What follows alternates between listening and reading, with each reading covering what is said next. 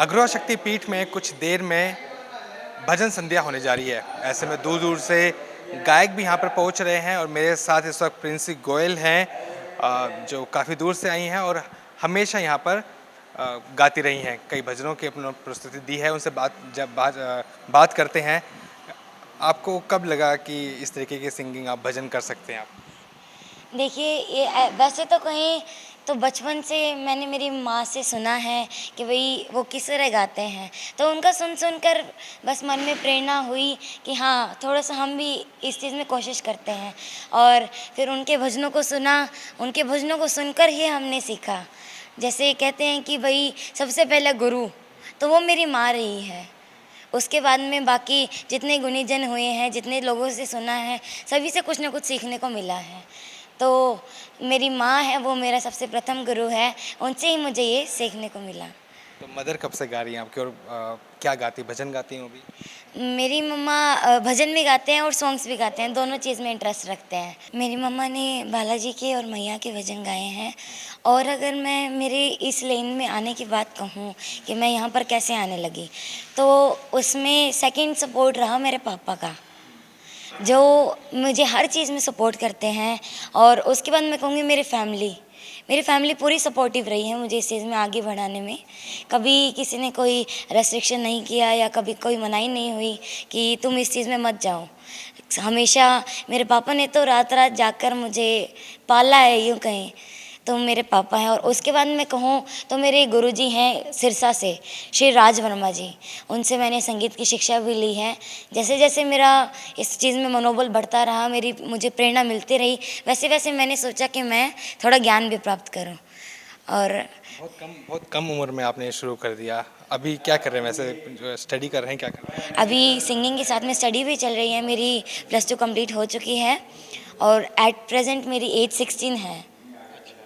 तो अभी मेरी +2 कंप्लीट हो चुकी है। अब बाबा की कृपा रहेगी, वैसे वैसे आगे बढ़ते जाएंगे। यूथ जो है आज का, वो इतनी जल्दी इधर की तरफ जाता नहीं है, स्पिरिचुअलिटी की तरफ, है ना? आजकल तो मूवीज़ का टाइम है और पार्टीज़ और इस चीज़ का है। तो कोई दोस्त वोस्त टोकते नहीं है कि तू कहाँ गाने लग गई, ये सब भजन वजन बोलते हैं? कुछ कहते भी हैं, लोग भी बहुत कहते हैं, सुननी भी बहुत पड़ती है लोगों की।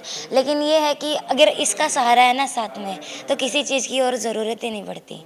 मन में ये भाव है कि बाबा साथ रहेगा तो कभी चाहे कितनी भी दुनिया सामने खड़ी हो, लेकिन मैं सामने टिक के खड़ी हो सकती हूँ। चाहे लाख दुनिया सामने हो, लेकिन मैं एक अकेली सामने खड़ी हो सकती हूँ, क्योंकि मेरे साथ मेरे पेरेंट्स का और मेरा बाबा का दोनों का सपोर्ट है। तो मुझे किसी और चीज़ की कभी नीड नहीं होती है। इतना विश्वास कहाँ से आता है इतनी कम उम्र में कि भगवान मेरे साथ है और कुछ दिक्कत मुझे नहीं होगी? ये तो मैं भी नहीं पहचान पाती, लेकिन बस बाबा कृपा रहती है। बहुत से लोग भी ये बात पूछते हैं कि बाबा से इतना लगाव कैसे है, तो मैं भी नहीं जानती। बस बाबा के दर पे जाते रहते हैं, बाबा बुलाते रहते हैं, और बाबा ने अपने आप अपने प्रेमियों से तार जोड़ के रखा है। और इनकी कृपा ऐसे रहती है कि मैं यहाँ 2 साल से आकर 2 साल लगातार एकम पर आ रहे हैं और अगस्त सिंह जी महाराज के कीर्तन कर रहे हैं। और ये भी इतने प्रसन्न है कि हर एकम पर बुलाए बिना रखते नहीं हैं। चलिए, तो अभी जो भजन संध्या होने वाली है उसमें एक छोटा सा अगर कुछ गा दें, आप गुनगुना दें। हाँ, ज़रूर ज़रूर। आइए, पहले तो मैं सुनाना चाहूँगी जो मेरा खुद का भजन आया हुआ है श्याम बाबा की, क्योंकि मैं भजन गाती हूँ, तो 2 पंक्तियाँ मैं उस भजन की ज़रूर सुनाना चाहूँगी। पार करोगे मेरी ये नैया, ऐ मेरे श्याम तुम बन के खिवैया, ऐ मेरे श्याम तू ही सहारा है, बिगड़ी किस्मत को तूने ही संवारा है, ऐ मेरे श्याम। साचा है तेरा नाम, बन जाते बिगड़े काम, कोई याद करे है तुझको, मिल जाते चारों धाम। रिंगस में धाम तेरा, प्यारा तू श्याम मेरा, रिंगस में धाम तेरा, प्यारा तू श्याम मेरा, मीरा और नरसी ने भी लिया, हर पल है नाम तेरा।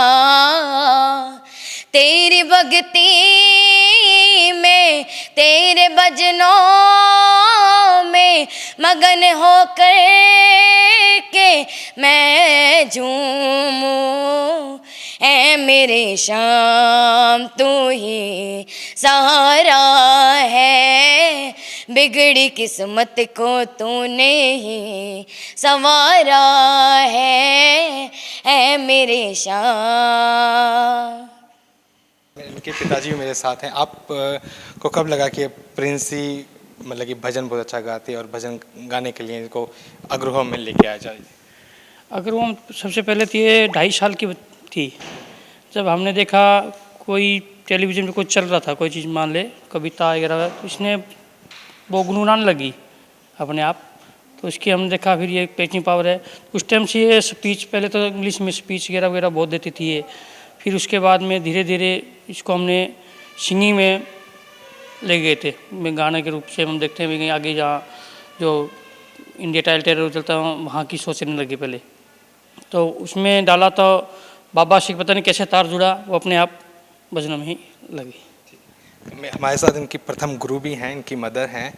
और आपको क्या लगा कि इसमें इतना टैलेंट है और गा सकते हैं और भजन गा सकते हैं? देखो, बेटी की माँ हूँ, बेटियाँ तो माँ की बाप की जान होती हैं, पिता की, तो ये मेरे को गॉड गिफ्टेड ही है एक हिसाब से। कि स्टार्टिंग में जैसे प्लेस बोलते थे तो मैं खाना खिला रही थी इसको, तो 1-2 लाइन बोली, इसने वापस रिपीट की। मैंने कहा कि हाँ काफ़ी कैचिंग पावर है। फिर मैंने इस पर खूब मेहनत की कि भी हाँ भी इसको करना है। तो इसने जैसे करप्शन पे और पे बहुत सारी स्पीचेज़ अपने आप बोली छोटी सी उम्र में ही। इसको ABC नहीं आती थी उस टाइम, और इसने बहुत बड़े प्राइजेज़ लिए, खूब ट्रॉफ़ी डेडिकेट की। चीफ गेस्ट जो आए थे उन्होंने अपनी ट्रॉफ़ी डेडिकेट की। उस टाइप से मतलब काफ़ी प्रोग्रेस मिली।